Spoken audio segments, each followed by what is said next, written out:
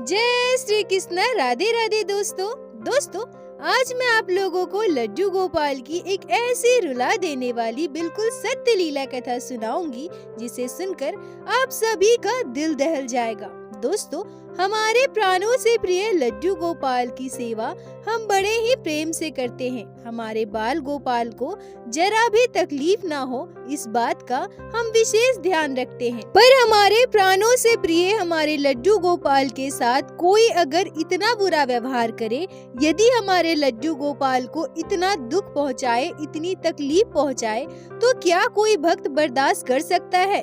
इसे सोचकर ही हमारे शरीर के रोंगटे खड़े हो जाते हैं, हमारा दिल जोरों से धड़क उठता है। हम अपने बाल गोपाल के साथ इतना बुरा व्यवहार सहन ही नहीं कर सकते हैं। दुनिया में वो कौन से लोग होंगे जिन्हें भगवान से डर नहीं लगता है, जो भगवान की उपस्थिति को नहीं समझते हैं। वो क्यों नहीं समझते हैं कि हमारे लड्डू गोपाल, हमारे बाल गोपाल साक्षात श्री नारायण श्री कृष्ण के स्वरूप है? क्या हमारे लड्डू गोपाल के साथ इतना बुरा करने में उनके हाथ नहीं कांपते? क्या ऐसे लोगों को भगवान से डर नहीं लगता?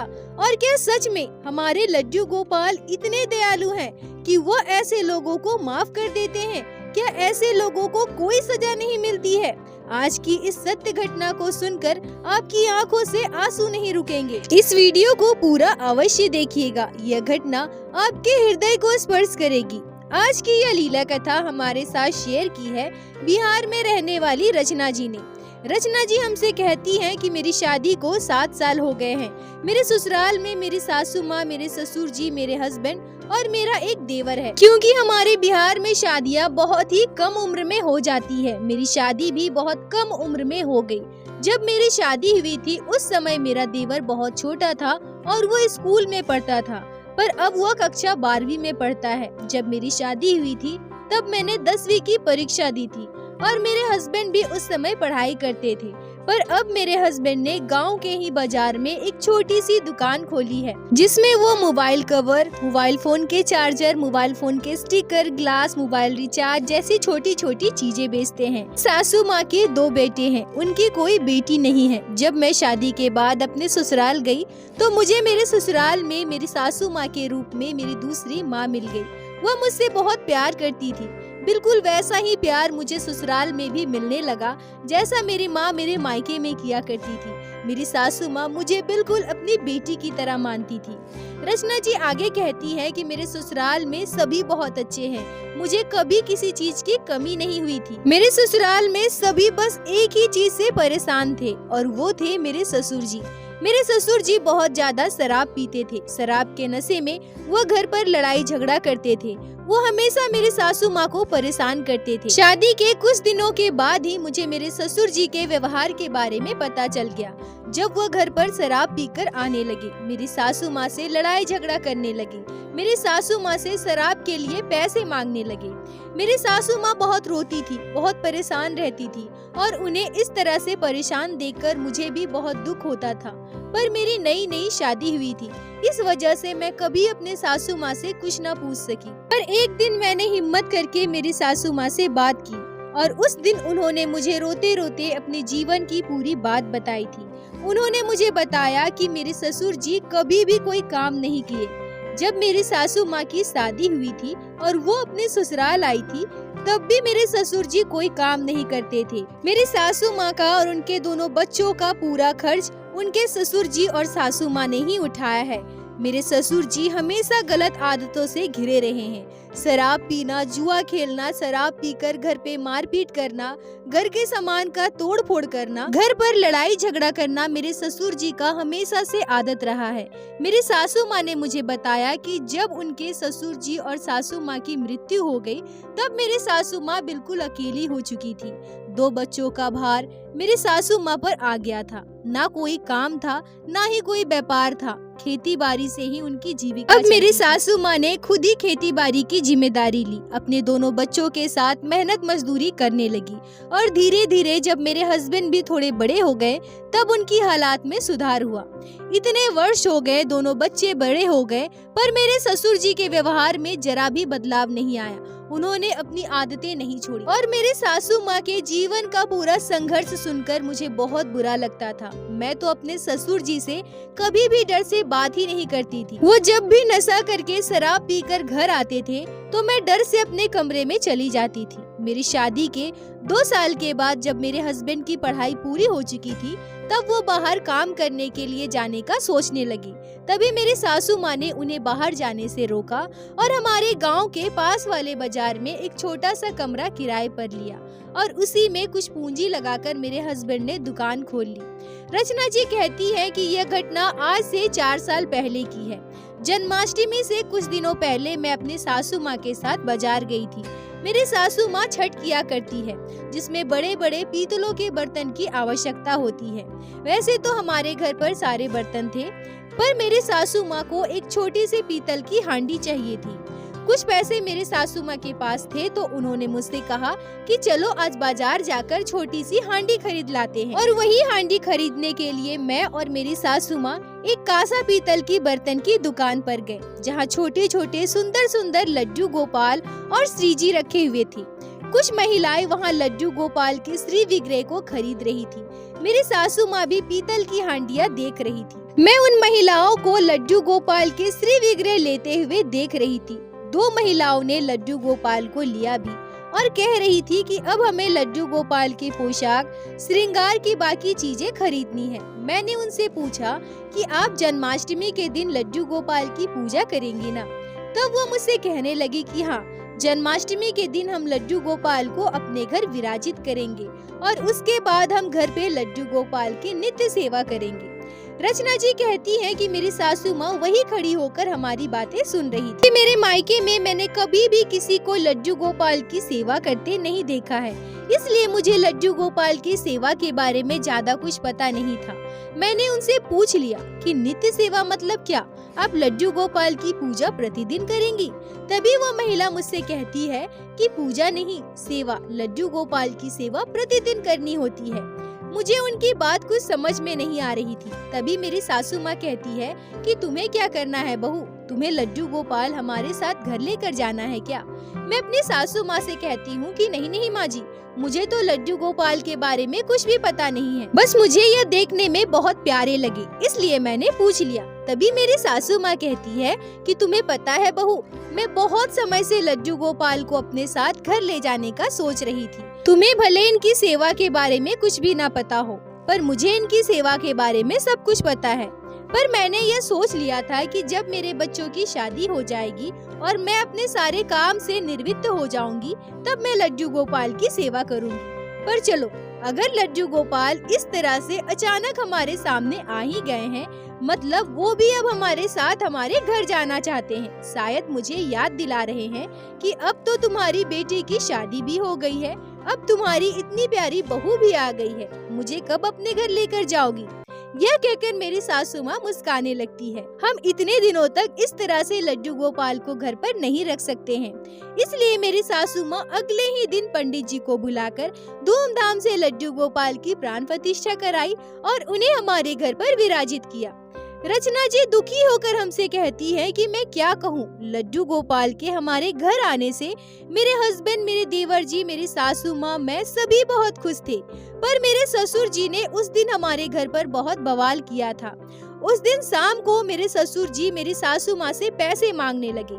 मेरी सासू माँ ने उन्हें साफ मना कर दिया। उन्होंने कहा कि मेरे पास पैसे नहीं हैं। तब मेरे ससुर जी मेरी सासू माँ से लड़ाई करने लगे। उनसे कहने लगे कि बर्तन खरीदने के लिए या मूर्ति खरीदने के लिए तुम्हारे पास पैसे हैं, पूजा पाठ करने के लिए तुम्हारे पास पैसे हैं, और जब मैं 1000 रुपए मांग रहा हूँ तो तुम्हारे पास पैसे नहीं है। मेरे ससुर जी पैसे शराब पीने के लिए मांगते थे, जुआ खेलने के लिए मांगते थे। इस वजह से हमारे घर में हमेशा लड़ाइयाँ होती थी। जब मेरी सासू माँ देने से मना कर देती थी तब वह गाली गलौज भी करते थे, चीखते चिल्लाते भी थे। फिर मेरे हस्बैंड ने बात खत्म करने के लिए मेरे ससुर जी को 500 रुपए दे दिए। मेरे ससुर जी शांत हो गए। पैसे लेकर दोबारा अपने दोस्तों के साथ बाहर शराब पीने चले गए। उस रात वो घर वापस नहीं आए थे। पर अब तो मुझे हमेशा ये सब देखने की आदत हो चुकी थी। रचना जी कहती हैं कि उस दिन के बाद मेरी सासू माँ हमारे घर में लड्डू गोपाल की सेवा बहुत ही प्यार से करने लगी। कुछ दिनों के बाद जन्माष्टमी का त्योहार आया, जिसको हमने बहुत ही धूमधाम से मनाया था। लड्डू गोपाल को हमारे घर आए हुए 7 महीने हो चुके थे। इस बीच लड्डू गोपाल की कृपा से मैं गर्भवती हुई। हमारे परिवार में सभी बहुत खुश थे, पर इसी बीच हमारे जीवन में एक ऐसी घटना घटी जिसे हमने कभी सोचा भी नहीं था। यह घटना आज से लगभग 3 साल पहले की है। हमारे रिश्तेदार के घर शादी थी। क्योंकि मैं गर्भवती थी, ऐसी अवस्था में मैं शादी में नहीं जा सकती, इसलिए मेरी सासू माँ ने मेरे हस्बैंड और मेरे देवर जी से कहा कि तुम दोनों शादी में चले जाओ, और फिर वो दोनों शादी में चले गए। अब घर पर मैं, मेरी सासू माँ और मेरे ससुर जी थे, और उसी शाम मेरे ससुर जी शराब की नशे में मेरी सासू माँ से लड़ाई करने लगी। मेरी सासू माँ से पैसे मांगने लगी। मेरी सासू माँ ने पैसे देने से इनकार कर दिया, जिस वजह से वो गाली गलौज करने लगी। क्योंकि मेरे हस्बैंड भी घर पर नहीं थे, जिस वजह से मुझे बहुत डर लग रहा था। मैं और मेरी सासू माँ रात का खाना खाकर अपने अपने कमरे में सोने चले गए। मेरे ससुर जी नशे की हालत में बरामदे में ही लेटे रहे और बड़बड़ाते जा रहे थे। आने वाली सुबह हमारे लिए इतनी भयानक होगी, यह हम में से कोई सोचा भी नहीं था। मेरी सासू माँ सुबह 4 बजे उठ जाया करती थी। क्योंकि मैं गर्भवती थी, इसलिए मेरी सासू माँ मुझे ज्यादा काम करने नहीं देती थी। वो सुबह सुबह उठकर घर के सारे काम करती थी, खुद नहाकर लड्डू गोपाल की सेवा करती थी। प्रत्येक दिन की तरह उस दिन भी मेरी सासू माँ घर के काम खत्म करके खुद स्नान करके गोपाल जी को जगाने के लिए हमारे घर के मंदिर में चली गई। पर जब वो मंदिर में गई तब क्या देखती है, लड्डू गोपाल तो अपने बेड पर थे ही नहीं। मेरी सासू माँ तुरंत रोते हुए दौड़ी दौड़ी मेरे कमरे में चली आती है और मुझे जगाती है। मैं अपनी सासू माँ को इस तरह से रोते देखकर डर जाती हूँ। फिर वह मुझे बताती है कि हमारे लड्डू गोपाल अपने बेड पर नहीं है। मैं और मेरी सासू माँ दोनों मिलकर मंदिर का कोना कोना छान मारते हैं, पर हमें हमारे लड्डू गोपाल कहीं नहीं मिले। हमारे लड्डू गोपाल बड़े साइज के 5 नंबर के थे। इतने बड़े लड्डू गोपाल को चूहा भी खींचकर नहीं ले जा सकता है, और हमारे लड्डू गोपाल तो मच्छरदानी के अंदर थे जिसमें जिप लगी हुई थी। फिर वहाँ से वो अपने आप कैसे गायब हो सकते थे, हम दोनों को कुछ भी समझ नहीं आ रहा था। हम दोनों बस लगातार अपने पूरे घर में लड्डू गोपाल को ढूंढे जा रहे थे। मेरी सासू माँ की आंखों से आंसू नहीं रुक रहे थे। लड्डू गोपाल को सुबह 5 बजे से ढूंढते ढूंढते रात के 10 बज गए थे। अभी भी हमें हमारे लड्डू गोपाल नहीं मिले। थोड़ी देर के बाद मेरे हस्बैंड और मेरे देवर जी भी घर वापस आ जाते हैं। उन्हें भी जब पूरी बात का पता चलता है तो वो भी चौंक जाते हैं। दोपहर के 12 बज चुके थे। अभी तक हम में से किसी ने कुछ भी नहीं खाया था। हम सभी लड्डू गोपाल को ढूंढते ढूंढते परेशान हो गए और थक कर बैठ गए। पर मेरे ससुर जी अभी भी नशे की हालत में सो रहे थे। वो अभी भी अपनी नींद से जागे नहीं थे। मेरे हस्बैंड जाकर मेरे ससुर जी को नींद से जगाते हैं। वो उठकर बैठते हैं। हम सभी लड्डू गोपाल के लिए परेशान हो रहे थे। मेरी सासू माँ रो रही थी। उन्होंने पूछा तक नहीं कि सब इतने परेशान क्यों हैं, क्यों रो रहे हैं। उठकर वो बाथरूम चले गए। बाथरूम से आने के बाद उन्होंने मेरी सासू माँ से नाश्ता मांगा। मेरी सासू माँ ने गुस्से में उनसे कह दिया कि आज नाश्ता नहीं बना है और ना ही खाना बनेगा, जिसे जो खाना है अपना अपना देख लो। पर यह तो बिल्कुल चमत्कार हो गया। मेरे ससुर जी बिना कुछ बोले घर से बाहर चले गए। फिर वो दिन भर घर वापस नहीं आए थे। शाम को जब वो घर वापस आए तब मेरे हस्बैंड ने उनसे लड्डू गोपाल के बारे में पूछा। उन्होंने झुंझलाकर चिल्लाते हुए कहा कि मुझे क्या पता, मैं पूजा पाठ करता हूँ क्या, मुझे क्या मतलब किसी मूर्ति से। हम लोगों ने कभी भी यह सोचा भी नहीं था कि इन सब के पीछे मेरे ससुर जी हो सकते हैं। ना ही हम कभी समझ पाए कि लड्डू गोपाल इस तरह से अचानक से हमारे घर से कैसे गायब हो गए। ऐसे ही 3-4 दिन बीत गए। हमारे लड्डू गोपाल का कहीं कोई अता पता नहीं था। मेरी सासू माँ अपने लड्डू गोपाल के बिना रो रो कर परेशान हो रही थी। ना ही ठीक से खाना खाती थी, ना ही किसी से बात करती थी। अपनी सासू माँ को इस हालत में देखकर मुझे बहुत बुरा लगता था। मैंने उन्हें बार बार समझाया कि आप परेशान मत होइए, हमें नहीं पता कि लड्डू गोपाल कहाँ चले गए, पर हम दूसरे लड्डू गोपाल को लेकर आएंगे। पर मेरी सासू माँ एक ही रट लगाई थी कि ऐसा नहीं होता है। क्या एक संतान की जगह कभी कोई दूसरा संतान ले सकता है या हो सकता है क्या? लड्डू गोपाल हमारी सेवा से प्रसन्न नहीं होंगे, वो हमसे सेवा लेना नहीं चाहते होंगे। हो ना हो हमसे ही कोई गलती हुई होगी। तभी हमारे लड्डू गोपाल इस तरह से अचानक से गायब हो गए। अब हम कभी भी दूसरे लड्डू गोपाल को अपने घर नहीं लाएंगे।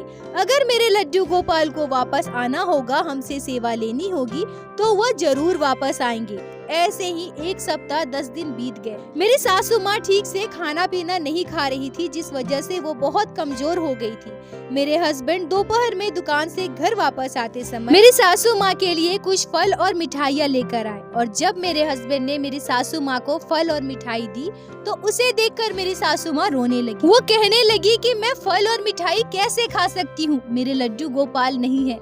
मैं हमेशा अपने लड्डू गोपाल को फल मिठाई का भोग लगाया करती थी, मैं उन्हें भोग लगाए बिना फल मिठाई नहीं खा सकती। हम सभी अपने सासू माँ को बहुत समझाते हैं, उन्हें शांत करवाते हैं, और मेरी सासू माँ ऐसे ही लेटे लेटे सो जाती है। लगभग 1-1.5 घंटे के बाद दोपहर के 2:30-3 बजे मेरी सासू माँ की जोर से चिल्लाने की आवाज उनके कमरे से आती है। मैं, मेरे हस्बैंड, मेरे देवर जी बरामदे में बैठकर टीवी देख रहे थे। हम सभी दौड़कर उनके कमरे में जाते हैं। तब मेरी सासू माँ बैठकर रोने लगती है। हम सभी उनके पास पहुंचकर उन्हें चुप करवाते हैं, उनसे पूछते हैं कि क्या हुआ है, आपने कोई सपना देखा है क्या? तभी मेरी सासू माँ जो बताती है उसे सुनकर हम सभी आश्चर्य हो जाते हैं। मेरी सासू माँ रोते हुए हमसे कहती है कि इतने दिनों के बाद आज मेरे लड्डू गोपाल ने मेरे सपने में मुझे दर्शन दिए हैं। मैं तुरंत अपने सासू माँ से पूछती हूँ कि मम्मी जी, आपने क्या देखा सपने में? कहाँ है हमारे लड्डू गोपाल? आपको कुछ बताया क्या उन्होंने? तभी मेरी सासू माँ रोते हुए हमसे कहती है कि मुझे नहीं पता बहू, मैं कुछ भी समझ नहीं पा रही हूँ कि ये मैं अपने सपने में क्या देखी हूँ। मेरे लड्डू गोपाल एक अंधेरे से कुएं में बैठे हैं। मैं अपने लड्डू गोपाल को स्पष्ट नहीं देख पा रही थी, बस मैं अपने लड्डू गोपाल की आवाज सुन पा रही थी। बस मुझे आभास हो रहा था कि कोई छोटा सा बच्चा रोते हुए मुझसे कह रहा है, मैया, ओ मैया, मुझे यहाँ से बाहर निकालो ना मैया, मुझे आज तुम्हारे हाथों से फल और मिठाई का भोग लगाना है। यहाँ अंदर हूँ मैया, मैं यहाँ अंदर हूँ, मुझे यहाँ से बाहर निकालो ना, यहाँ बहुत अंधेरा है, मेरा दम घुटता है मैया। और इतना सुनते ही मेरी नींद खुल गई। मेरी सासू माँ मेरे हस्बैंड से कहती है कि मैं क्या करूँ बेटा, मुझे कुछ भी समझ में नहीं आ रहा है। अंधेरा सा जगह कहाँ है? मेरे लड्डू गोपाल कहाँ है? मेरे लड्डू गोपाल ने इस अवस्था में मुझे दर्शन क्यों दिए? सपने का क्या मतलब है? हम सभी अपनी सासू माँ को समझाते हैं। हम उनसे कहते हैं कि अभी अपने फल और मिठाई के बारे में इतनी सारी बातें कही हैं, लड्डू गोपाल के लिए इतना सब कुछ कहा है, तो हो ना हो आपके मन का वहम है। आप लड्डू गोपाल के बारे में इतना सोच रही हैं, इतना दुखी हैं, इसी वजह से आपको यह सपना आया होगा। यह कहकर हम अपनी सासू माँ को शांत करवाते हैं। अगले 2-3 दिनों के बाद मेरी सासू माँ के साथ यह घटना फिर से घटती है, और मेरी सासू माँ बीच बीच में इस तरह की सपने देखते रहती है। उन्हें यह महसूस होता है जैसे कोई छोटा सा बच्चा किसी अंधेरे से कुएं जैसी जगह से उन्हें आवाज लगा रहा है। वो बच्चा उनसे कह रहा है, मैया, मुझे यहाँ से बाहर निकालो ना मैया, मेरा दम घुट रहा है, यहाँ बहुत अंधेरा है, आप मुझे बाहर निकालो ना मैया। इस सपने से मेरी सासू माँ बहुत परेशान रहने लगी, पर हम सभी उन्हें समझा बुझाकर शांत कर देते हैं। हम सभी को यही लगता है कि मेरी सासू माँ लड्डू गोपाल के बारे में ज्यादा सोच रही हैं। वो बहुत ज्यादा दुखी हैं, और इसी वजह से बार बार उन्हें इस तरह के सपने आ रहे हैं। एक रात हमारे साथ एक और घटना घटी। मेरे ससुर जी शराब पी कर आए थे और घर आकर हमेशा की तरह मेरी सासू माँ से लड़ाई झगड़ा कर रहे थे, गाली गलौज कर रहे थे। मेरे ससुर जी और मेरी सासू माँ के बीच में कहा सुनी इतनी ज्यादा बढ़ गई, उनके बीच में लड़ाई झगड़ा इतना ज्यादा बढ़ गया कि तभी मेरे ससुर जी नशे की हालत में जो कहते हैं उसे सुनकर हमारे होश उड़ जाते हैं।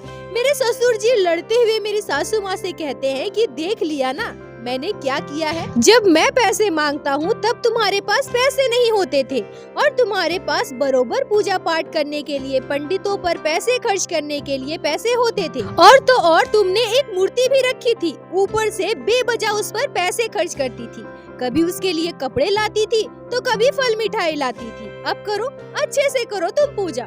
मैंने वह मूर्ति उठाकर टंकी में फेंक दिया है, अब अच्छा लग रहा है ना? तुम लोगों को बहुत पूजा पाठ कर कर दिखाती थी, और मेरे समय में तुम्हारे पास पैसे नहीं होते थे। मेरे ससुर जी के मुंह से यह बातें सुनकर हमारे पैरों तले की जमीन खिसक जाती है। ये मेरे ससुर जी क्या कह रहे हैं? उन्हें लड्डू गोपाल को पानी के टंकी में फेंक दिया है। हम में से किसी को भी अपने कानों पर यकीन नहीं हो रहा था। मेरे ससुर जी बहुत नशे में थे। मेरे हस्बैंड फिर से उनसे पूछते हैं कि क्या कहा पापा आपने? अपने लड्डू गोपाल को कहाँ फेंका है? तभी मेरे ससुर जी झुंझलाकर चिल्लाते हुए कहते हैं कि एक बार में तुम लोग को सुनाई नहीं देता है क्या? टंकी में फेंक दिया है मैंने। बोल तो रहा हूँ ना, तेरी माँ बहुत भक्ति दिखाती थी, अपने आप को बहुत बड़ा भक्त मानती थी, मेरा तो कोई वैल्यू ही नहीं था। रचना जी कहती हैं कि दरअसल हमारे घर के आंगन में एक अंडरग्राउंड बहुत बड़ी टंकी बनी थी, जिसमें हमेशा पानी स्टोर करके हम रखते थे और पाइपलाइन के जरिए पूरे घर में पानी का सप्लाई होता था। टंकी बहुत ज्यादा गहरी और बड़ी थी। हम सभी यह बात समझ तो गए थे कि लड्डू गोपाल अपने आप गायब नहीं हो सकते हैं और मेरे ससुर जी ने आज नशे में जो कहा है वो बिल्कुल सच है। उस समय रात के 10:30 बज रहे थे। हम इतनी रात को वो टंकी खाली करें, उसके अंदर जाकर देखें, यह मुमकिन नहीं था। हम सुबह होने का इंतजार करने लगे। यकीन मानिए दोस्तों, वो रात हमारे लिए सबसे लंबी रात रही। हमारे मन में कहीं न कहीं एक उम्मीद जागी थी कि हो ना हो हमारे लड्डू गोपाल उसी टंकी में होंगे, और साथ ही साथ हमें इतना बुरा लग रहा था, हम अंदर से इतना घबरा रहे थे। मेरी सासू माँ रोए जा रही थी, बस ये सोच रही थी कि हमारे बाल गोपाल, हमारे लड्डू गोपाल इतने पानी में डूब गए हैं। मेरे सासू माँ हमसे बार बार कह रही थी कि देख लिया ना, ये सब मेरा भ्रम नहीं था। मेरे लड्डू गोपाल कई दिनों से मेरे सपने में आकर मुझसे बता रहे थे कि मैं अंधेरे में हूँ, मुझे यहाँ से बाहर निकालो। और मैंने भी अपने लड्डू गोपाल को किसी अंधेरे गड्ढे में ही देखा था। सुबह के 5 बजते हैं। मेरे हस्बैंड और मेरे देवर जी मिलकर पाइप लगाकर पूरी टंकी को खाली करने लगते हैं। अगले 1-2 घंटे के बाद टंकी पूरी तरह से खाली हो जाती है। टंकी इतनी ज्यादा गहरी और बड़ी थी कि उसके अंदर जाकर हम देख पाते। हमारे पास कोई उतना बड़ा टॉर्च या रोशनी का कोई साधन नहीं था। मेरे हस्बैंड जी और देवर जी किसी में इतनी साहस नहीं हो रही थी कि वो उस गहरे टंकी के नीचे उतर सके। फिर हमने गांव के 2 लड़के को बुलाया। वो लोग सीढ़ी लगाकर टंकी के नीचे उतरे और फिर वहाँ से हमारे लड्डू गोपाल को अपने हाथों में लेकर बाहर आए। उनके हाथों में लड्डू गोपाल को देखकर हम सभी चौंक गए। हमें कहीं न कहीं विश्वास तो था कि हमारे लड्डू गोपाल हो ना हो उसी टंकी में होंगे, पर सामने से लड्डू गोपाल को इस तरह से टंकी के अंदर से निकलते देख हमारे पैरों तले की जमीन खिसक गई। हम सभी निशब्द थे। मेरी सासू माँ तुरंत उनके हाथ से लड्डू गोपाल को ले लेती है और अपने आंचल से लड्डू गोपाल को पोंछने लगती है। लंबे समय तक पानी के अंदर रहने की वजह से लड्डू गोपाल का पूरा शरीर अजीब सा हो गया था। मेरी सासू माँ तुरंत लड्डू गोपाल को लेकर हमारे पूजा घर में जाती है। हम सभी उनके पीछे पीछे जाते हैं और तुरंत मेरी सासू माँ लड्डू गोपाल को अच्छे से शक्कर और दही से स्नान करवाती है। लड्डू गोपाल को पोशाक पहनाती है और अपने गोद में बिठाकर बाल गोपाल को मिठाई और फल का भोग लगाती है। उस दिन हमारी खुशी का ठिकाना नहीं था। हमारे लड्डू गोपाल फिर से हमारे घर वापस आ गए थे। ये हमारी सासू माँ का विश्वास ही था, उनकी भक्ति का ही असर था जो लड्डू गोपाल फिर से हमारे घर वापस आ गए। पर विधि का विधान देखिए, लड्डू गोपाल की लीला देखिए। वो कहते हैं ना, जो जैसा कर्म करता है उसका फल उसे भुगतना ही पड़ता है। पिछले साल ठंडे में नवंबर के महीने में मेरे ससुर जी सुबह सुबह बाथरूम जाते हैं और वहीं चक्कर खाकर गिर जाते हैं। जल्दी जल्दी हम उन्हें उठाकर हॉस्पिटल लेकर जाते हैं, पर उनके शरीर का पूरा एक साइड पैरालाइज हो चुका था। उनका एक हाथ एक पैर पूरी तरह से काम करना बंद कर दिया है। वो बिस्तर पर ही पड़े रहते हैं। रचना जी कहती हैं कि मैं ये नहीं कह रही कि मेरे ससुर जी के साथ जो हुआ वो सही है। भगवान ऐसा कभी किसी के साथ ना करे, क्योंकि अब उनके साथ साथ हम सभी को भोगना पड़ रहा है। पर जो कुछ भी हुआ उसमें मेरी सासू माँ की कोई गलती नहीं थी। अपने पति का ख्याल रखना, उन्हें नहलाना धुलाना, खाना खिलाना, दवाई देना, मेरे ससुर जी का हर एक काम मेरी सासू माँ ही करती है। ऐसा लगता है कि ये सजा मात्र मेरे ससुर जी को ही नहीं, मेरी सासू माँ को भी मिली है। पर इसमें मेरी सासू माँ की क्या गलती है? इस उम्र में उन्हें इतना सब झेलना पड़ रहा है, उन्हें इतना काम करना पड़ रहा है, अपने पति की इतनी सेवा करनी पड़ रही है। मेरे ससुर जी के साथ साथ मेरी सासू माँ को भी इतनी तकलीफ उठानी पड़ रही है। पर ऐसी परिस्थिति में भी मेरी सासू माँ लड्डू गोपाल की सेवा करना नहीं छोड़ी। मेरे ससुर जी के पूरे काम करने के बाद वो लड्डू गोपाल की सेवा बिल्कुल वैसे ही प्यार से करती है जैसा कि पहले किया करती थी। लगभग 1 साल होने वाले हैं, मेरे ससुर जी की हालत में कोई सुधार नहीं है। वो अभी भी अपने बिस्तर से उठ नहीं पाते हैं। रचना जी कहती हैं कि हम अपने लड्डू गोपाल, अपने ठाकुर जी से यही प्रार्थना करते हैं कि मेरे ससुर जी से जो भी गलती हुई है, उनसे जो भी पाप हुआ है, पर उन्हें क्षमा कर दे, उन्हें पहले जैसा स्वस्थ कर दे, जिससे कि मेरी सासू माँ को इतना दुख न झेलना पड़े। रचना जी साथ साथ यह भी कहती हैं कि मेरे ससुर जी से मुझे कोई हमदर्दी नहीं है, पर मैं बस यह चाहती हूँ कि मेरे सासू माँ का बाकी का जीवन आराम से गुजरे, और यह तभी हो सकता है जब मेरे ससुर जी सही सलामत अपने पैरों पर चलने लगे, अपना काम खुद से करने लगे। रचना जी कहती हैं कि आप सभी हमारे लिए दुआ करना, मेरे घर में आज जो इतनी बड़ी विपत्ति आई है उससे हम बाहर निकल सके। लड्डू गोपाल हम पर अपनी कृपा करें। रचना जी आपका बहुत बहुत धन्यवाद जो आपने लड्डू गोपाल के इस अद्भुत चमत्कार को हमारे साथ शेयर की, जिसको मैं हमारे चैनल के माध्यम से बाकी सारे भक्तों तक पहुंचा सकी। अपना साथ और प्यार ऐसे ही बनाए रखें। दोस्तों, मैं इस घटना पर क्या कहूँ, मुझ में इतनी समझ तो नहीं है और ना मुझे कोई शब्द मिल रहा है। मैं आप सभी से हाथ जोड़कर प्रार्थना करना चाहूंगी कि आप सभी कृपया करके रचना जी की सासू माँ के लिए, उनके ससुर जी के लिए प्रार्थना करिए, क्योंकि इंसान मात्र से गलती हो जाती है। उन्हें हमारे ठाकुर जी ने, हमारे लड्डू गोपाल ने उनकी गलती की सजा तो दे ही दी है, पर अब रचना जी की सासू माँ जो झेल रही है, जो तकलीफ उठा रही है, उन्हें उनसे मुक्ति मिलनी चाहिए। आप सभी से हाथ जोड़कर अनुरोध करना चाहूंगी कि आप सभी का इस घटना पर क्या मत है, आपके क्या विचार है, आप कमेंट में जरूर बताइए और मेरे साथ एक बार प्रेम से कहिए, बोलो बाके बिहारी लाल की जय, लड्डू गोपाल की जय, जय जय श्री राधे। दोस्तों, यदि आप लोगों को आज की यह लीला कथा अच्छी लगी हो, आपके हृदय को स्पर्श की हो, तो कृपया वीडियो को लाइक करके अपने दोस्तों के साथ शेयर अवश्य करें, जिससे बाकी भक्त भी लड्डू गोपाल की इस अद्भुत लीला कथा को श्रवण कर सके, और हमारे चैनल को सब्सक्राइब करें, जिससे प्रतिदिन आप लोग हमारे चैनल पे श्री बाके बिहारी श्री लड्डू गोपाल की लीला कथा सुन सके। दोस्तों, यदि आपके जीवन में घटी हो कोई भी चमत्कारी घटना या लड्डू गोपाल ने कभी भी की हो कोई भी लीला जिसे आप हम सभी के साथ शेयर करना चाहते हैं, तो कृपया हमें इंस्टाग्राम पे मैसेज करें। हम आपसे कांटेक्ट करेंगे और आपकी उस लीला कथा को हमारे चैनल पे बाकी सारे भक्तों के साथ शेयर अवश्य करेंगे। लड्डू गोपाल की कृपा आप पर और आपके पूरे परिवार पर बनी रहे।